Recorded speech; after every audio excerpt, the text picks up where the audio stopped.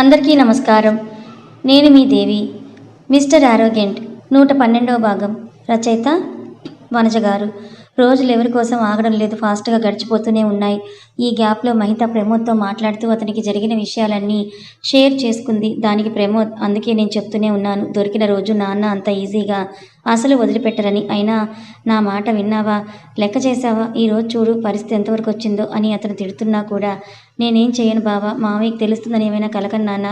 ఇంకొన్ని రోజులు అలాగే ఉంటే కన్ఫర్మ్ మారిపోయేవాడంటూ ఆమె మొత్తం 2-3 రోజులు మహిత మీద సీరియస్గానే ఉన్నాడు. కానీ ఆమెకు అతను తప్ప ఎవరున్నారు? అందుకే మనసు మార్చుకొని, సర్లే కొన్ని రోజులు కోపంగా ఉంటాడు, ఆ తర్వాత ఆయన్ని నార్మల్ అయిపోతాడులే అని ప్రమోద్ చెప్తూ ఉంటే, ఇంట్లో అత్తాకోడళ్లకు సరిగ్గా మాట్లాడుకోవడానికి కూడా టైం లేకపోవడంతో మహిత ఫుల్ లోన్లీగా ఫీల్ అవ్వడం మొదలుపెట్టింది. కనీసం ఇద్దరూ కలిసి వంట చేస్తున్నా కూడా అక్కడే ఉన్న శర్మగారు ఏంటి మళ్ళీ నా మీదకి ఏం మంత్రాలు చేస్తున్నారంటూ అడగడంతో అసలు వాళ్ళిద్దరూ పర్సనల్గా మాట్లాడుకోవడమే మానేశారు.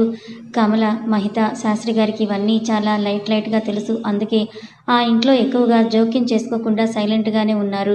శర్మగారు మాత్రం శ్యామలకి జరిగిందంతా చెప్పుకొని మరీ మహిత మీద, కమల మీద లేనిపోని కోపాన్ని పెంచేశారు. కానీ ఆవిడ మాత్రం ఏమంటుంది? వదినని అనలేదు, కూతుర్నన్నా పడదని తెలుసు, అందుకే సైలెంట్ అయిపోయింది.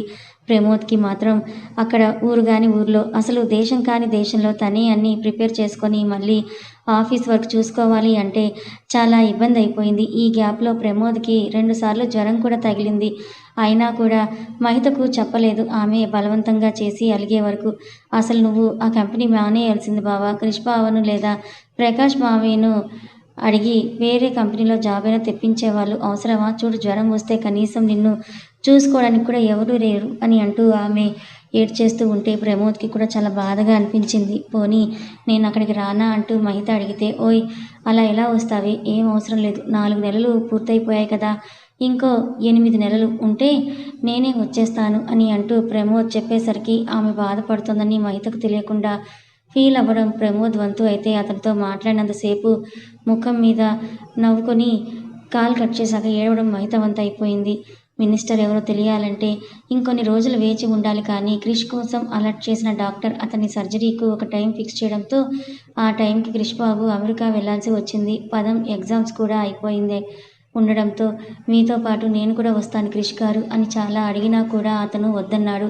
డాక్టర్ చెప్పిన దాన్ని బట్టి ప్రకాష్ గారు ఇంకా క్రిష్ మాటని వినకుండా అతని కోసం అమెరికా టికెట్స్ని బుక్ చేశారు. నీకు ఇంపార్టెంట్ పనులు ఏమీ లేవు కదా అని ప్రకాష్ గారు అడగడంతో, ఎందుకని క్రిష్ అంటే, అక్కడ కూడా సర్జరీ అయిపోయాక ల్యాప్టాప్ పట్టుకొని కూర్చుంటావేమో అని నాకు భయమేస్తుంది. క్రిష్ నిన్ను చూస్తూ ఉంటే జస్ట్ 1 నెల ఫుల్ బెడ్ రెస్ట్ తీసుకోరా చాలు, ల్యాప్టాప్ పట్టుకోకని ప్రకాష్ గారు రిక్వెస్ట్ చేయడంతో త్రిపుద తెలివిగా, పోనీ మామయ్య గారు, ఆయనకు తోడుగా నేను వెళ్ళి ఆయన్ను జాగ్రత్తగా చూసుకోనా అంటూ ఆమె అడిగితే సీరియస్గా చూసిన క్రిష్, నేను ఒప్పుకోవడం లేదని మీ మామయ్య దగ్గర నుండి రికమెండేషన్ తెచ్చుకుంటున్నావా?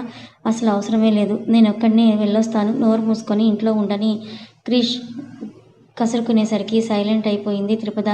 నేను ఒకసారి ధర్మపురం వెళ్ళాలనుకుంటున్నానని అంటూ క్రిష్ చెప్తే, ఇంకో 3 రోజుల్లో ప్రయాణం పెట్టుకొని ఇప్పుడు అక్కడికి ఎందుకన్నా అంటూ హరిత అడిగేసరికి, లేదమ్మా ఒకసారి వెళ్ళాలని చెబితే ఆశగా తన వంకే చూస్తున్న త్రిపుదతో, అలా చూడకు, నిన్ను కూడా తీసుకుని వెళ్తానులే అని చెప్పి అప్పటికప్పుడు భోజనం చేశాక ఇద్దరూ కలిసి కారులో ధర్మవరం బయలుదేరారు. క్రిష్ పదంలు, ఇప్పుడు చెప్పండి క్రిష్ గారు, ఏం ప్లాన్ చేస్తున్నారని పదం అడుగుతూ ఉంటే ఆమె వైపు ఒక లుక్ ఇచ్చిన అతను సైలెంట్గా డ్రైవ్ చేస్తూ ఉన్నాడు. మధ్యాహ్నం బయలుదేరితే ఆల్మోస్ట్ రాత్రి 10 గంటల టైంలో అగ్రహారం చేరుకున్నారు ఇద్దరు. వస్తున్నామని ముందే చెప్పకపోవడంతో క్రిష్కి మర్యాదలు చేయడంలో శాస్త్రి గారు హడావిడి పడిపోతూ ఉంటే, ఇప్పుడు అవన్నీ ఏమీ అవసరం లేదు, మీరు రెస్ట్ తీసుకోండి అని చెప్పి వాళ్ళు పడుకున్నాక పదవిచ్చిన పాలు తాగేసి తను కూడా పడుకున్నాడు క్రిష్ బాబు. పొద్దున్న లేచిన తర్వాత పదం పాపకి ఊరికి వస్తే గుడి గుర్తుకొస్తుంది కాబట్టి గుడికి వెళ్ళింది. శర్మగారు కూడా ఆ టైంలో గుళ్ళోనే ఉండడంతో ఆమె వచ్చిందని గర్భగుడి ముందు చూసి పలకరించబోయారు. కానీ ఏదో అహం అడ్డొచ్చి సైలెంట్ అయిపోయారు. కానీ ఈ పిచ్చి పదం పాప అలా ఉండలేదు కదా, అందుకే ఎలా ఉన్నారు మామయ్య గారు అని, బాగున్నారా అంటూ పలకరించి హారతి తీసుకొని వెళ్తూ ఉంటే సడన్గా వెనక్కి తిరిగి చూసింది. ఆ గుడి వెనక ఉన్న మాన్యంలో ఏం జరిగిందో అని కళ్ళ ముందు రీల్గా కనిపిస్తూ ఉండేసరికి భయపడుతూ ఉంటే ఆమె కోసమే వచ్చిన క్రిష్ బాబు తన భుజం చుట్టూ చేయి వేసి ఎక్స్ట్రాలు అవి ఆలోచించకుండా నోరు మూసుకొని ఇంటికి పద అని అన్నాడు. ఇప్పుడు నేనేమన్నానని క్రిష్ గారు మీకు ఈ కోపం అంటూ పదం అడిగితే నువ్వేం అనలేదు.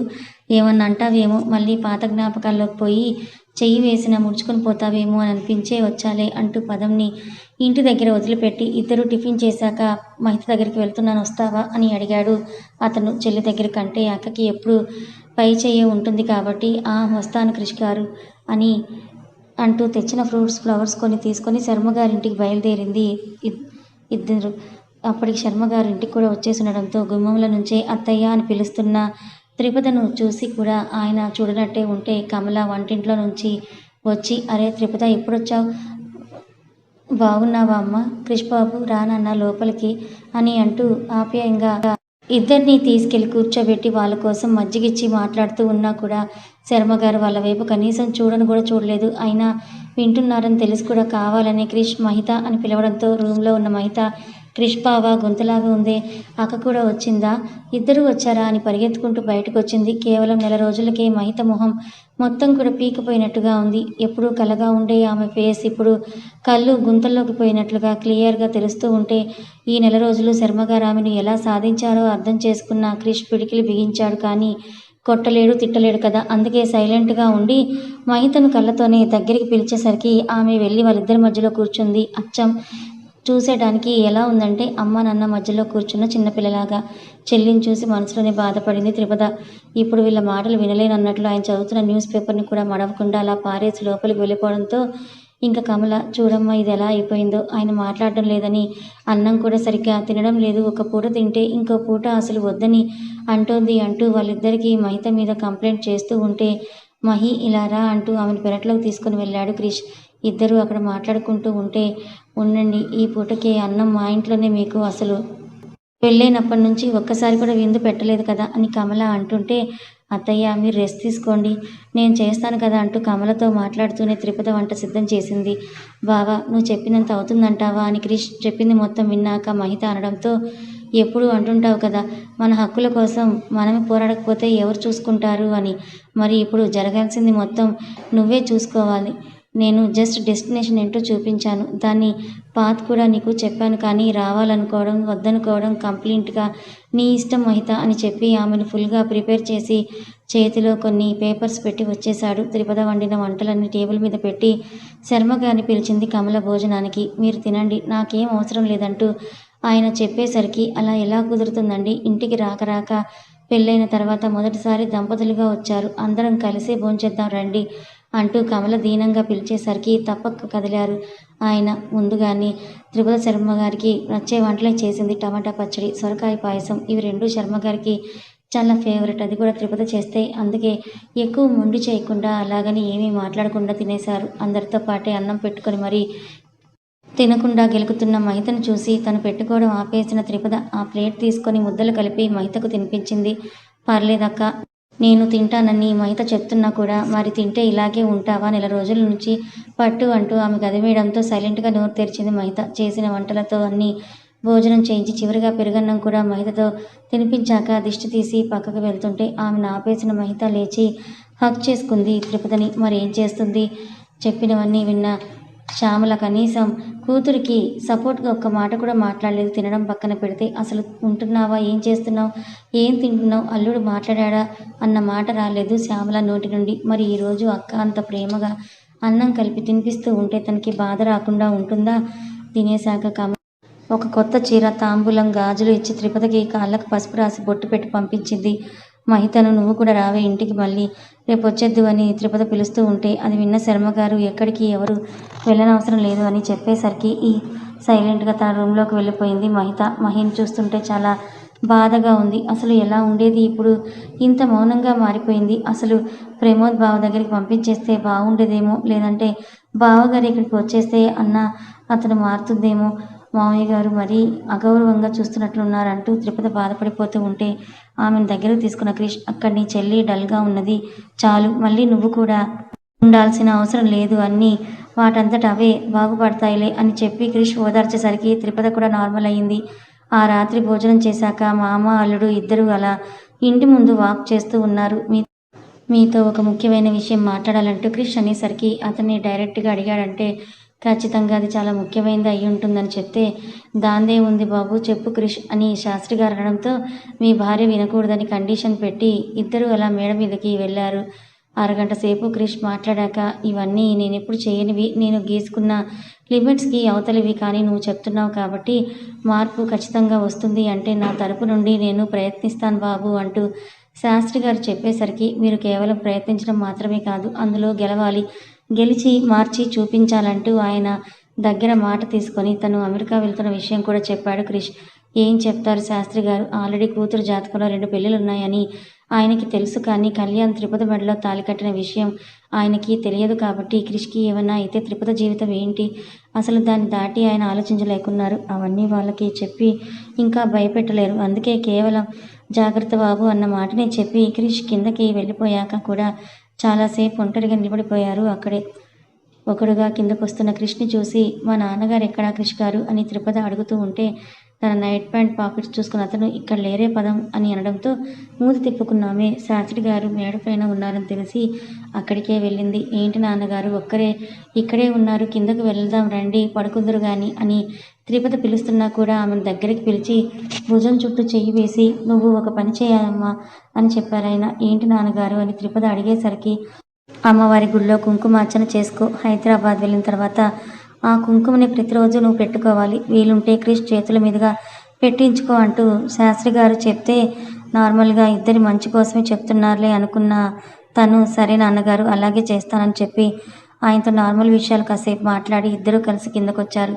నెక్స్ట్ డే ఎర్లీ మార్నింగ్నే క్రిష్ తిరిగి హైదరాబాద్కి వెళ్ళిపోయారు. తను వచ్చిన పని చేసుకున్నాడు కాబట్టి మరుసటి రోజు సాయంత్రం అతనికి ఫ్లైట్ ఉంది. దానికోసమే త్రిపద, హరిత అతనికి కొంత జాగ్రత్తలు చెప్తూ లగేజ్ ప్యాక్ చేస్తుంటే, అమ్మ ముందే చెప్తున్నాను, ఈ లగేజ్ ఇదంతా తీసుకుని వెళ్ళడం నాకు చాలా విసుగు కాబట్టి తక్కువ ప్యాక్ చేయండి, అవసరమైతే అక్కడ తీసుకుంటానని చెప్తున్నా వినకుండా అత్త కోడలిద్దరూ అతను వాడే టూత్పేస్ట్ సహా ప్యాక్ చేసి 2 ట్రాలీలు ఒక బ్యాగ్ నింపేసి క్రిష్ వైపు చూసి నవ్వితే, తల కొట్టుకోవడం ఒకటే క్రిష్కి తక్కువ. సరే ఒక్కడివే వెళ్తావా మరి అంటూ ప్రకాష్ గారు అడిగేసరికి, లేదు మోడీ గారికి కాల్ చేశాను, ఆయన వచ్చి రిసీవ్ చేసుకొని నన్ను హాస్పిటల్ దగ్గర డ్రాప్ చేస్తారంట అని క్రిష్ అంటుండేసరికి, ఈ వెటకారానికి తక్కువేం లేదు, అయినా ఆ త్రిపద వీడేంటమ్మా ఇలా మారిపోయాడంటూ ప్రకాష్ గారు అడిగేసరికి, మీకు తెలియదు మావయ్య, ఆయన బయటపడలేదంతే, ముందుటి నుండి చాలా వెటకారం ఉంది, అయినా రక్తం ఎక్కడికి పోతుందిలేండి, ఆవిడది కూడా గోదావరే కదా అంటూ తిరుపతి మూతి తిప్పుతూ అనేసరికి, మా అమ్మని ఏమైనా అంటే వాతలు వేస్తాను అంటూ క్రిష్ బెదిరించేసరికి కాసేపు అక్కడ నవ్వులు వీశాయి. తర్వాత క్రిష్ని ప్రమోద్ ఉండే దగ్గరికి కొంచెం దగ్గరే అంట, అతడు వస్తాడులే పికప్ చేసుకోవడానికి అని చెప్పాడు. బృంద కూడా క్రిష్కి ఆల్ ది బెస్ట్ అలాగే సెండ్ ఆఫ్ ఇవ్వడానికి వచ్చింది. ప్రమోద్కి కాల్ చేసి ఎయిర్పోర్ట్కి రమ్మని చెప్పాడు. After some long hours of long journey తర్వాత యుఎస్లో ఫ్లైట్ నుంచి దిగి తన అడుగు మోపాడు క్రిష్ బాబు. అతని కోసమే వెయిటింగ్ లాంజ్లో వెయిట్ చేస్తూ ఉన్నాడు ప్రమోద్. అతి కష్టం మీద సెలవు పెట్టి క్రిష్ తను ల్యాండ్ అయిన తర్వాత ఫోన్ ఆన్ చేసి అక్కడి నుంచి వెయిటింగ్ లాంజ్కి వచ్చే టైంలోనే ప్రకాష్ గారికి తిరుపతికి కాల్ చేసి తను సేఫ్గా వచ్చాడన్న విషయాన్ని చెప్పి ప్రమోద్కి చెయ్యి ఎత్తేలోపే ఎత్తిన ప్రమోద్ చెయ్యి దించేసి కోపంగా మారిపోయాడు. అసలు ఏం జరిగింది? ప్రమోద్ కోపానికి గల కారణం ఏంటి? క్రిష్ సర్జరీ సేఫ్గానే జరుగుతుందా? సడన్గా వీళ్ళందరి టైం ఒక 2 సంవత్సరాలు ముందుకు వెళ్ళిపోతే ఎలా ఉంటుంది? కథ కొనసాగుతుంది. ప్రమోద్ ఎందుకంత కోపంగా ఉన్నాడు? కృష్ణ చూసి కోపంగా ఉన్నాడా, లేక ఇంకేదైనా జరిగిందా? మహిత మరి ఆ శాస్త్రి గారి బారి నుంచి ఎలా తప్పించుకుంటుంది? ఇంకో పక్క క్రిష్ లేడని చెప్పి ఆర్య అతని తండ్రి కలిసి బృందా తిరుపతిని ఏమైనా చేస్తారా? మరి తర్వాత ఏం జరగబోతుందో తెలుసుకోవాలనుకుంటే ఛానల్ని ఫాలో అవ్వండి. కథ నచ్చితే లైక్ చేయండి. Thank you so much.